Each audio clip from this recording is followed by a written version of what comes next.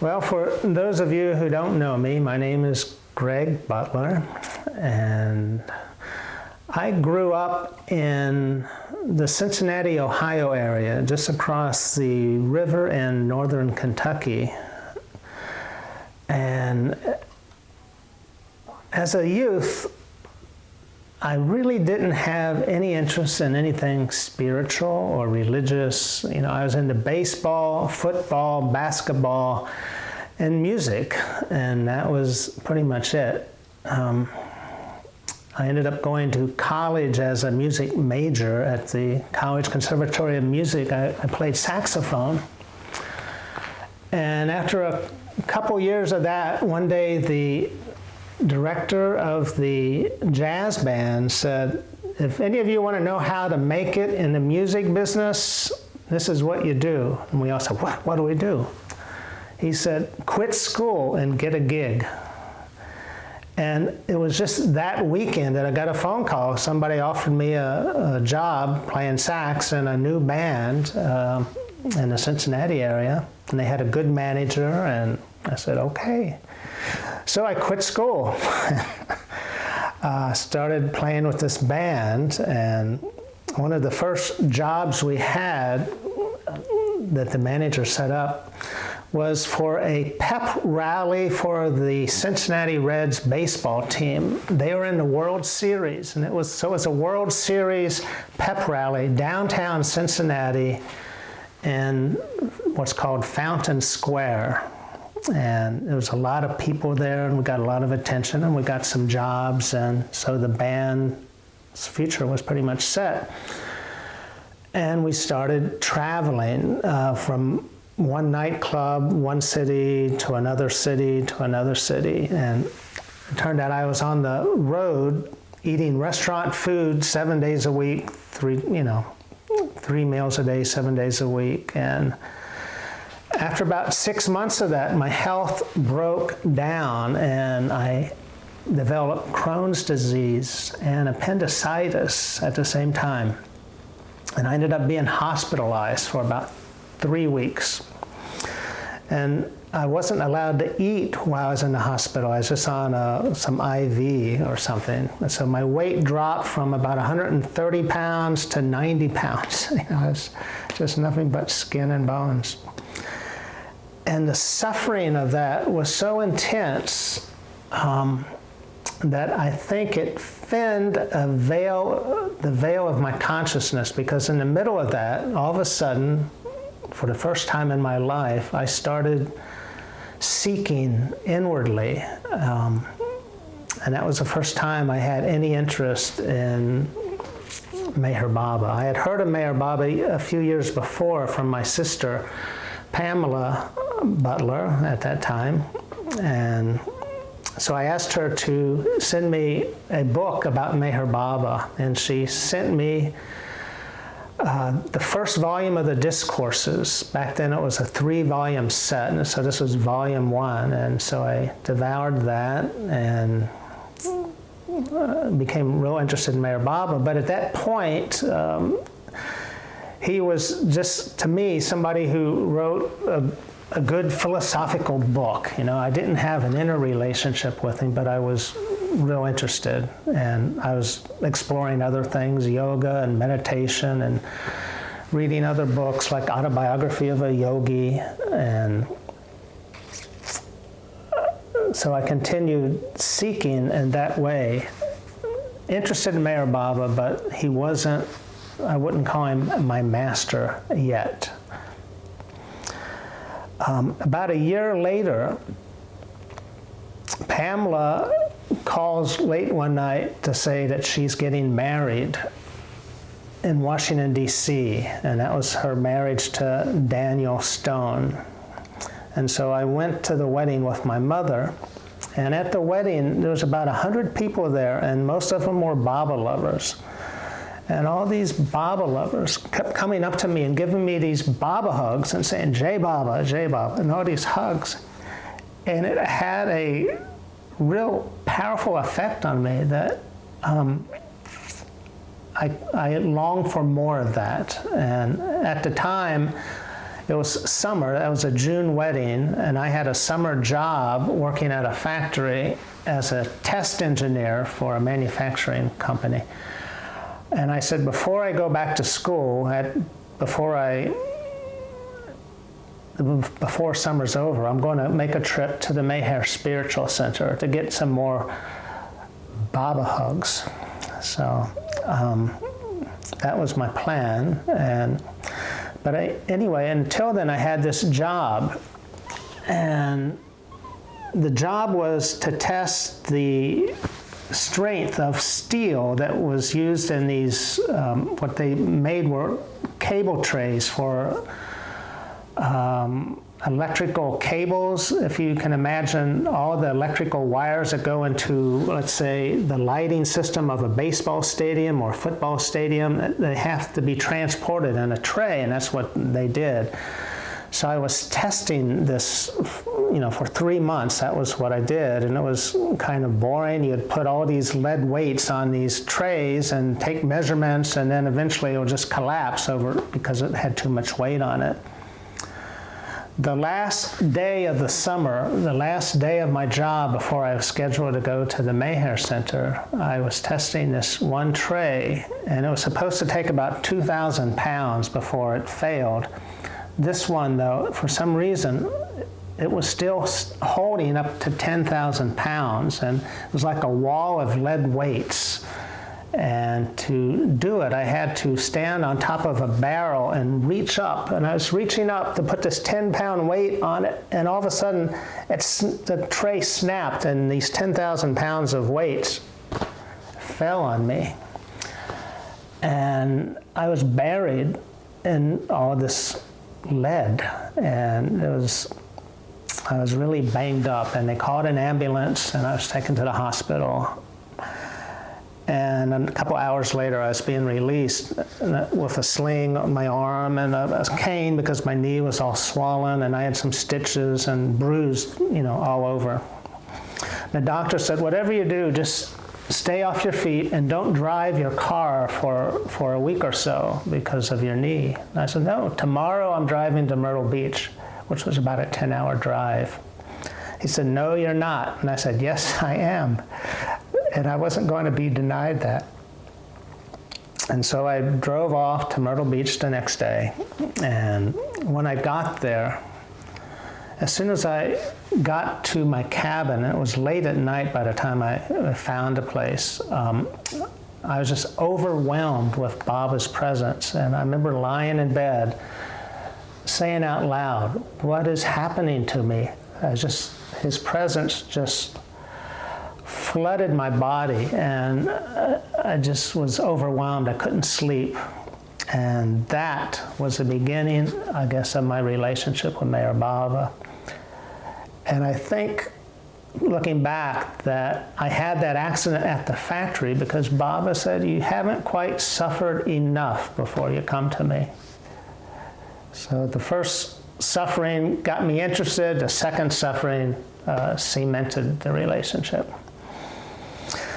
The next day, I met with Kitty Davy. I had seen her at Pamela's wedding, earlier that summer. And when she saw me, all bruised up, my arm in a sling, she said, what happened? And I told her about the accident. She asked, did you remember Baba when it happened? And I said, no. And she said, he remembered you. So I remembered that. I was at the center that visit for about 10 days. It was a real incredible experience. Not only did I have this new relationship with Meher Baba, but Adi Kayarani was on the center, and Darwin Shaw, and Henry Kashouti, plus, there was Lynn Ott here, and the Luck brothers I was chatting with. Elizabeth and Kitty and Jane Haynes. So it was quite an experience. And by the time I got home, I just couldn't wait to tell all my friends about Meher Baba. And that's pretty much how I conducted my life ever since then. I was never shy about talking to people about Meher Baba. eventually, I finished college and moved to California. I was in Northern California and the Oakland area. I was living at Mayor Baba Information, actually, in the Oakland Hills on Calandria Avenue, if anybody remembers that place. And I had a dream one night. Mayor Baba said for me to move to Los Angeles.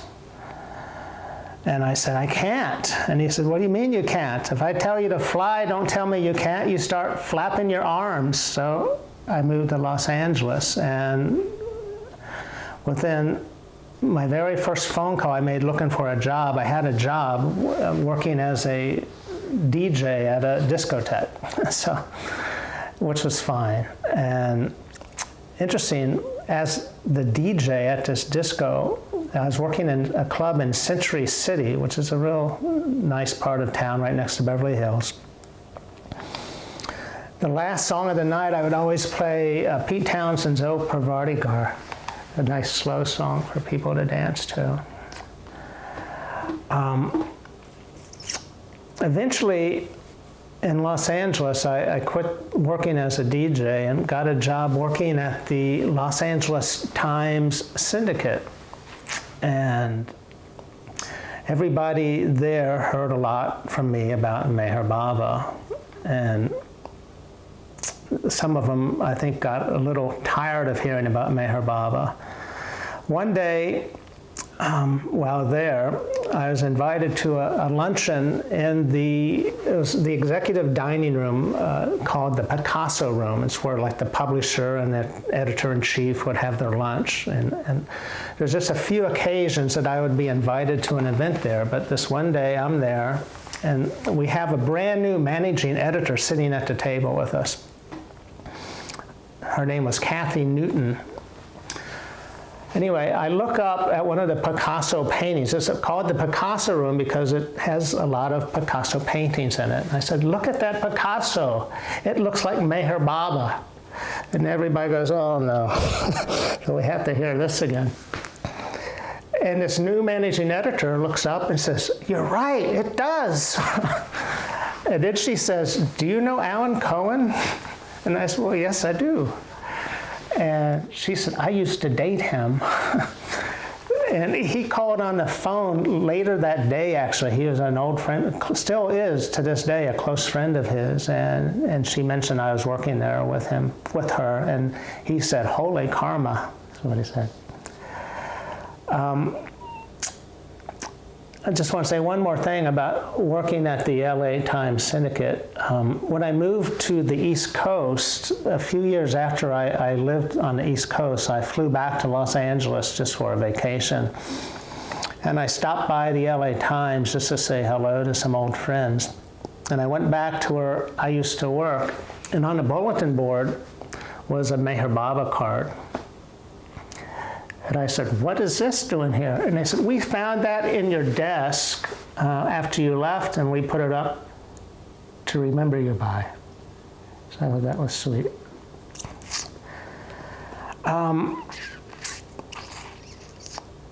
Also about this time, I was part of the Meher Baba group in Los Angeles, which was headed by Phyllis Frederick and Adele Walken. And one day I was asked to give a talk on Meher Baba. I forget what the presentation was, but I was a little uneasy about doing it, but I said I would do it. But because I was nervous about it, I decided to join Toastmasters. And so there was a club called Toastmasters Club in Beverly Hills, which wasn't all that far from where I lived. So I joined that one, and it was a really dynamic group with some great members, and I really enjoyed it. And I told them all about Meher Baba. And one night they announced that the winner of tonight's impromptu speaking competition will represent our club in the regional, the Los Angeles district speaking contest for Toastmasters. That is all the groups in Southern California, basically. And somehow or other, for the first time ever, I won the competition that night. So I was selected to represent that group in this regional speaking competition. And the speaking competition was supposed to be, the speaker had to make up a tall tale and speak about that. And that was the basic rule. And there was a time limit as well. I think you had 6 minutes to tell your story. And if you go over by 1 second, you're disqualified.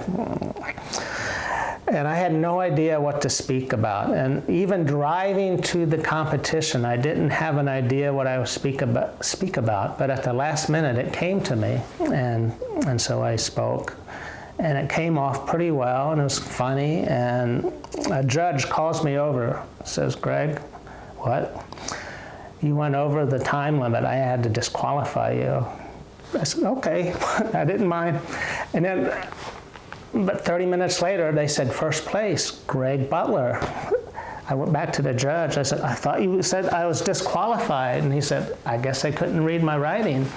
So, so anyway, because of that, winning that competition, I guess Phyllis and Adele thought I must be a pretty good public speaker. So they started booking me to speak at different speaking venues in Southern California, including a metaphysical conference. And I remember one talk, I was to give a talk about Baba at the Aurobindo Center. It was at a place called the East West Cultural Center in downtown Los Angeles. And so when I went there to speak, and the person who was to introduce me asked me some questions about myself and what did I do and what do I do in my spare time. And I mentioned that I had recently written a play.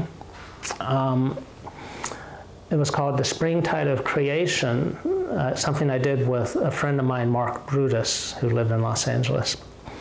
And he said, "Would you like to perform it here?"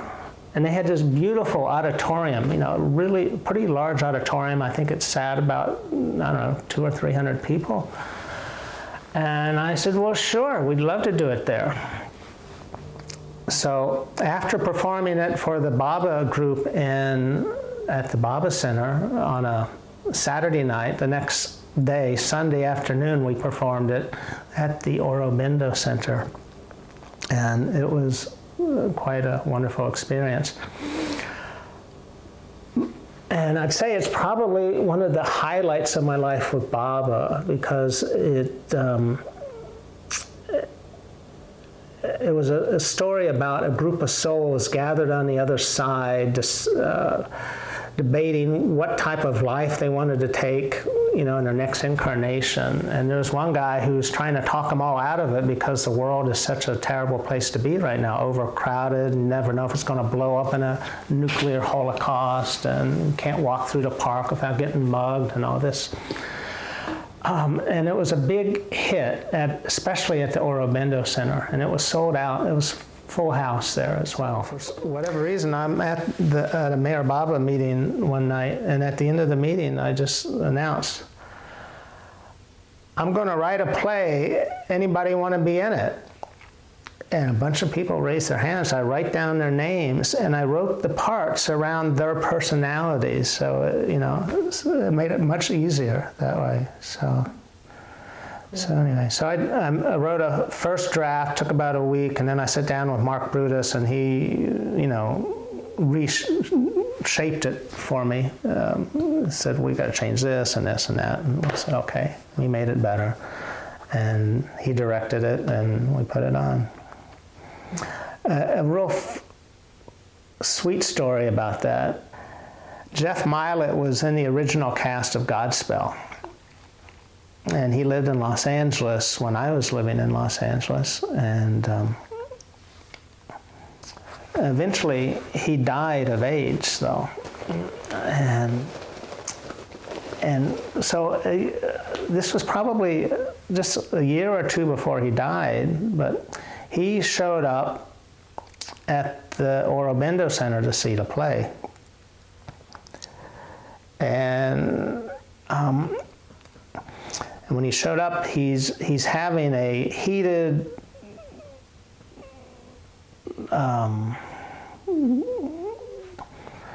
he did fight with Meher Baba, basically, talking out loud, I want to see you now.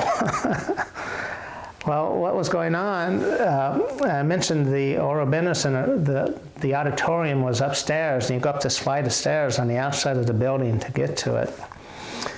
And in the play that we did in LA, Dana Field, who's an old-time Baba lover, who's in 3 Incredible Weeks, he was playing Meher Baba. And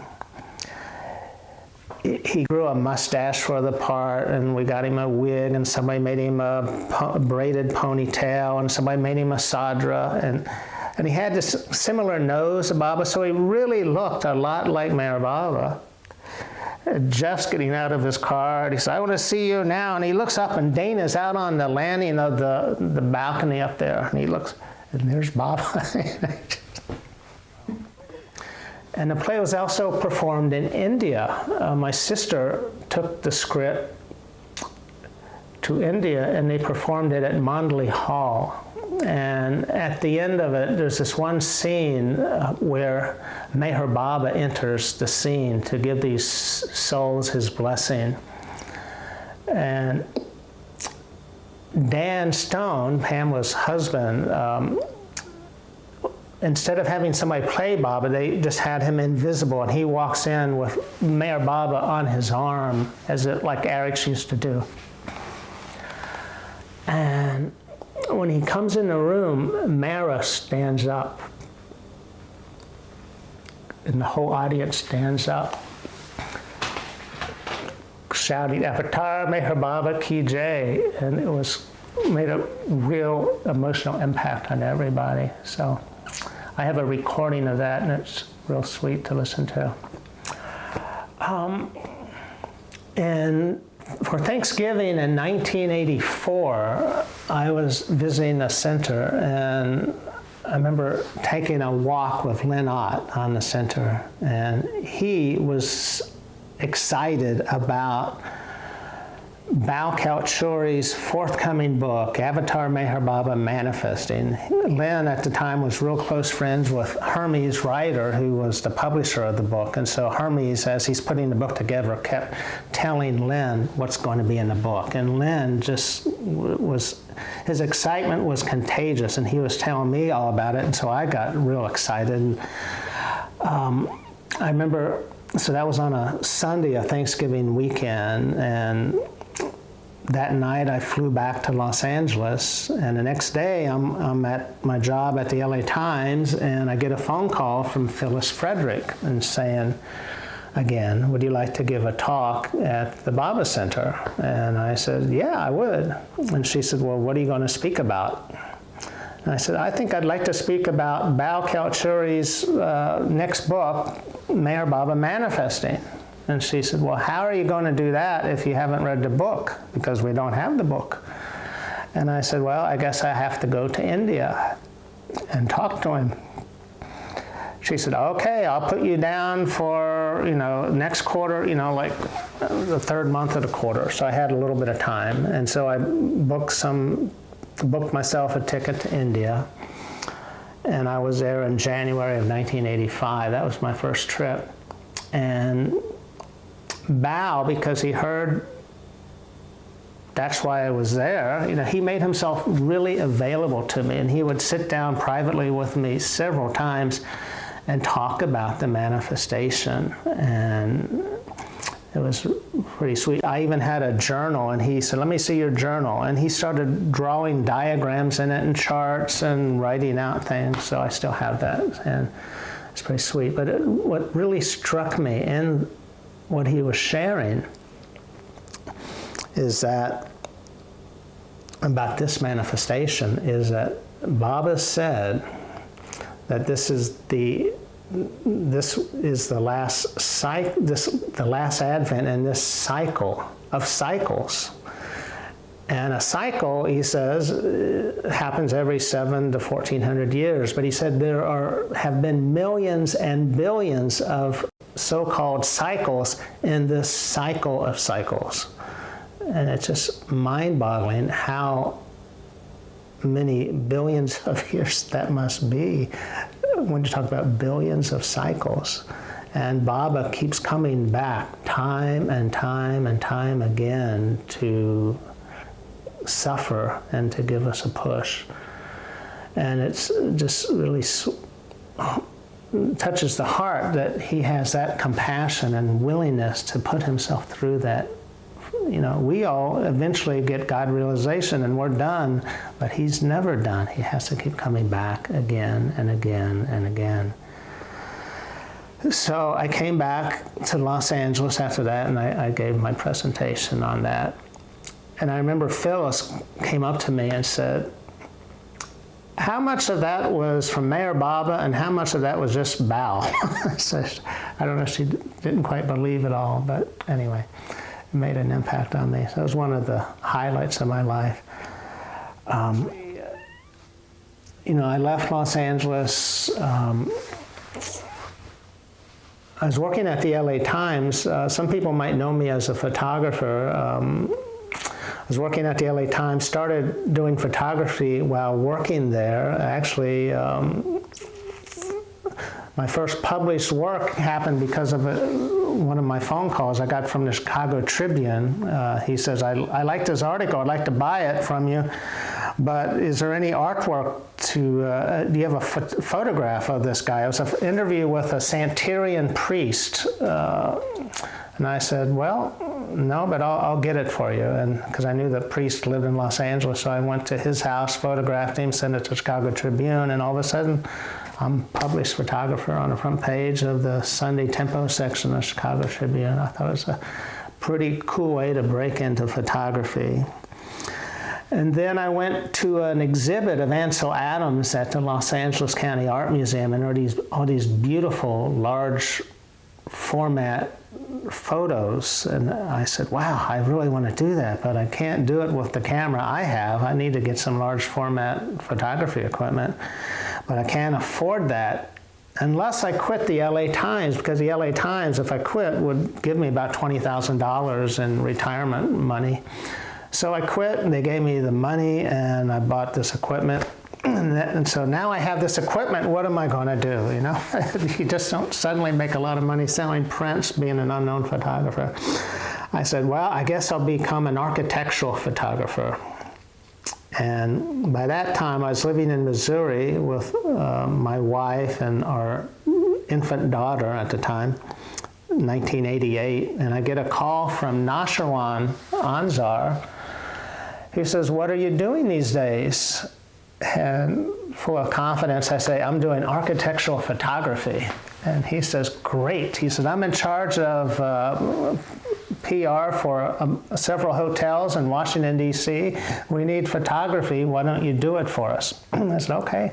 So I came to Washington and photographed these 5 hotels, and then eventually started doing other hotels in Washington, and eventually my wife and I moved to the D.C. area, and she had a job working at the University of Maryland as a professor, so it all worked out. And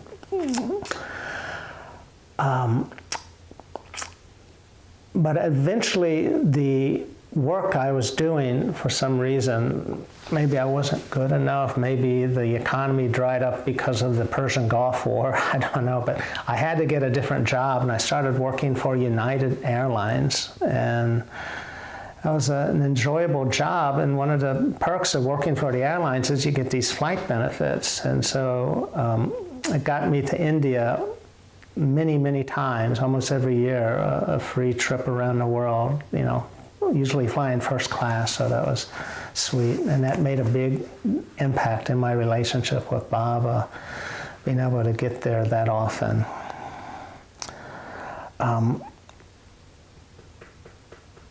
One of the things also that happened in my relationship with Baba, connected to going to India so much and thinking about him more and more, is when the book Infinite Intelligence was published. And it really made a deep impression on me how much importance it is to remember and repeat Baba's name silently over and over. And so that's become more and more of what I try to do with my day. So what else happened because of that is eventually I was asked to do the film for the Heartland Center, The Greatest of My Sufferings. And this ties into what I was just saying about thinking of Baba continuously. Because working on that, at one point, I remember I was putting in 12 to 14-hour days, 7 days a week for probably about 6 weeks in a row. So thinking about Baba over and over constantly, it really deepened even more that relationship. And so I'm really happy that the film touched so many people and that we have that. And that was Baba's gift to me, I guess. So there's one more thing I want to say, and it's also about presence. And it's a dream I had about Meher Baba. And it was in 1996. And in the dream, I find myself at the Meher Center in Twin Cabin A. If you all remember when we used to have Twin Cabin A and Twin Cabin B. This is Twin Cabin A. And across the cabin from me in the corner on the right side of the room was Meher Baba. And on the left corner, opposite me, was Narina Machabeli. For what reason, I'm not really sure. And Meher Baba looks at me, and I say, wow, I'm here with Meher Baba. I have to pay attention because this doesn't happen every day, you know. And Meher Baba picks up a tuning fork, and he strikes it against a chair, and this beautiful sound starts pulsating. And he says, this is my vibration. It's your duty to become that vibration. So I took that as an order, and I said, okay, Baba. And then I thought about it. I said, Baba, how am I supposed to do that? And he said, by remembering me constantly.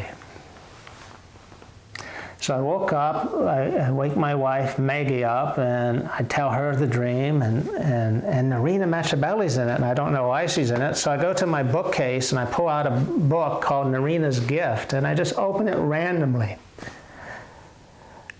And my eyes fall on the words in the foreword of the book, or at least of a section of the book, written by Adi K. Arani. And what I read, the first thing I read, Narina was perfectly in tune with Meher Baba.